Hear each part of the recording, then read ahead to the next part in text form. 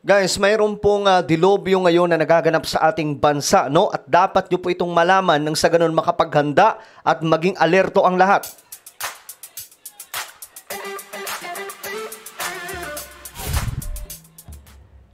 So, eto, mga sangkay, kailangan po natin ilabas itong balita ngayon dahil nga po nagaganap nga sa ating bansa itong katakot-takot na pangyayari, mga sangkay. Ang dami na pong napapabalita, no? But anyway, bago tayo magtuloy-tuloy, sa mga hindi pa po dyan nakakapag-subscribe, tayo po ay malapit nang makarating sa 2 million subscribers dito sa YouTube. Sa mga hindi pa po dyan nakakapag-subscribe, makikita nyo po yung subscribe button sa baba ng video na to. I-click nyo lamang po yung subscribe, i-click ang bell, at i-click nyo po yung all. Sa mga nanonood po sa Facebook, i-follow nyo po yung ating Facebook page. Alright guys, ito pag-usapan po natin ngayon. Ito yung balita kasi. Ayan, makikita po natin na ang epekto nitong malakas sa bagyo, no? Bagyong Krising. Umaapaw ang tubig baha sa bahagi ng superhighway sa bayan ng Lalo, Cagayan. Nakapunta na po ako dito, mga sangkay. Dahil sa malakas at walang tigil na pag-ulan na dulot ng Bagyong Krising. Ito po. Ang rason, mga sangkay, kung bakit natin kailangan i-vlog ito para po maging alerto ang lahat. Kasi may mga kababayan po natin, tayo na ilan sa mga kababayan po natin, marami, masyado pong matitigas ang ulo. Pinapalikas, ayaw lumikas. Tapos kapag kami nangyari na, doon pa lamang po nag-aal sa balutan. No? So, marami na pong warning, mga sangkay, ang inilabas ng ating pamahalaan para po makalikas ang lahat. Lalong-lalo na po sa mga nasa delikadong lugar. Ito naman, mga sangkay, saan ba to? Sa Barangay San Juan, sa Banwa, sa Pontevedra. Nagtaas sa tuhod. Ito, abot na daw tuhod, mga sangkay, yung tubig. So kung kahapon ganito katindi, mga sangkay, how much more ngayong araw? Mas malala po ang mangyayari. Kaya sa mga kababayan po natin, lalong-lalo na po sa mga liblib na lugar, lumikas na. Huwag na po makipagmatigasan. O ito, mga sangkay, isang paaralan naman doon sa Masbate, lubog dahil po sa Bagyong Krising. Sipin nyo, hindi pa po yan naglalandfall, ha? Sige lang mapa-imperador unta ikaw. Basta makuha lang agad ang laptop ko. So, hindi pa po yan, mga sangkay, hindi pa po yan yung landfall. Pero tingnan nyo, mga sangkay, yung baha. Masyado pong malala, di ba? Grabe. May kinukuha sila na gamit. Kaya kailangan sirain yung laptop. Okay. Ito naman, mga sangkay, doon po ito sa... Saan ba to? Naglandslide, oh. Tingnan nyo po yung bahay. Ang ganda-ganda pa naman. Natabunan po nitong lupa. So, ayon sa report, mga sangkay, may 31 na mga nasirang bahay. Dahil po sa paggalaw ng lupa at pagbagsak nito, dulot ng malakas na ulan, lumambot ang lupa, mga sangkay. Sa Sebaste po ito, Antique. Hating gabi pa, Diyos mio marimar. Kaya mag-iingat po ang lahat, ha. Yung mga nasa delikadong lugar, yung mga tingin po natin, mahihina po yung lupa. Guys, please, mas maigi na lumikas bago pumahuli ang lahat. Ayan, mga sangkay, oh. Ang problema dito, may nawawala. 2 ang nawawala. So, ewan ko kung anong nangyari dyan, mga sangkay.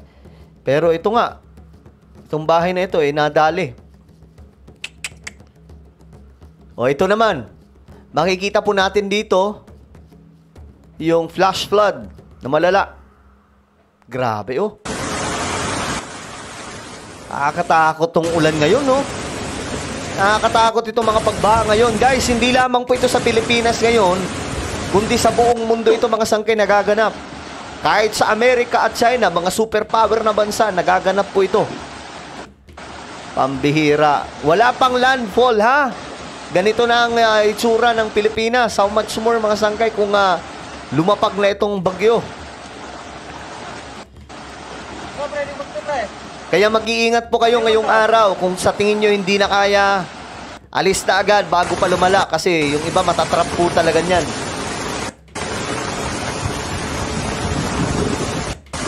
Grabe, oh. Ito, ano lang tong tulay, ah. Delikadong tulay ito. Nasira na nga. Inaano na yung kabilang parte, mga sangkay.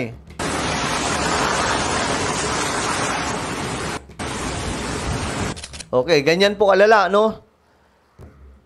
Ito naman, baha sa Palawan naman to, mga sangkay. Last time sa Antique po yon. Ito sa Palawan. Titignan natin kung makakalampas siya. Grabe. So, halos buong Pilipinas no ngayon. Ewan ko lang kung meron sa Mindanao, no? Hindi makakalampas siya.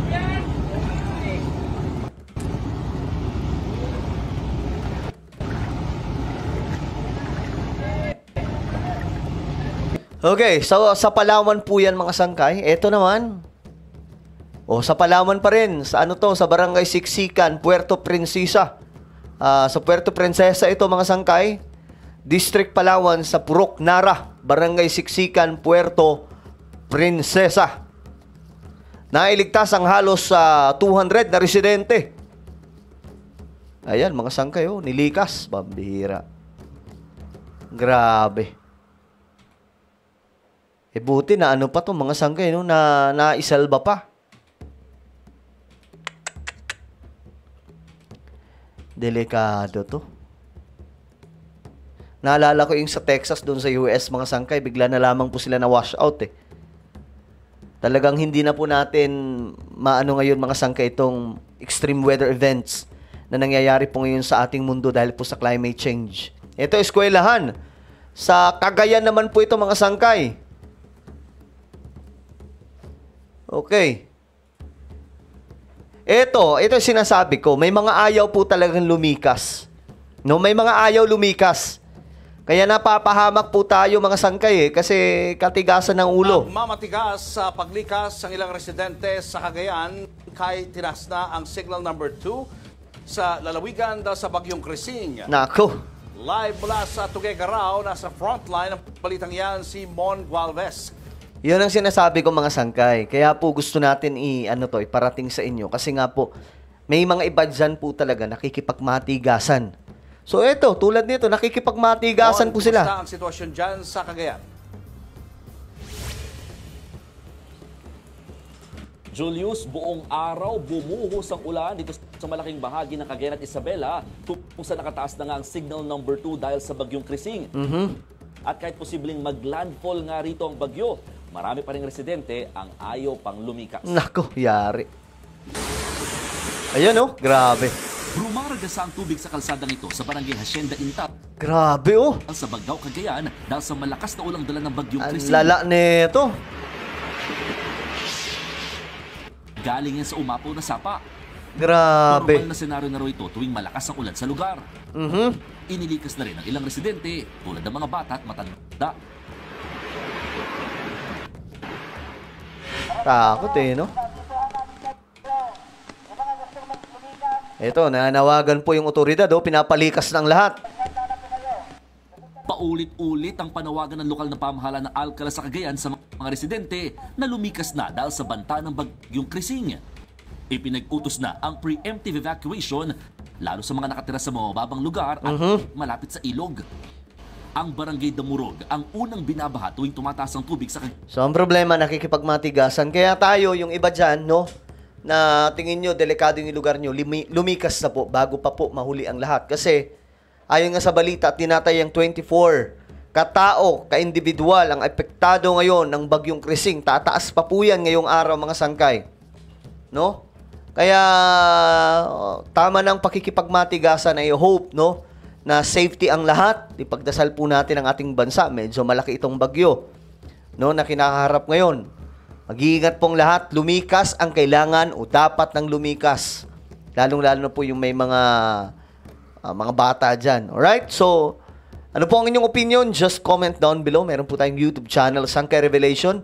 Hanapin nyo po ito sa YouTube. Kapag nakita nyo na, i-click nyo po yung subscribe, i-click ang bell, at i-click nyo po yung all. Ako na po ay magpapaalam. Mag-iingat pong lahat. God bless everyone.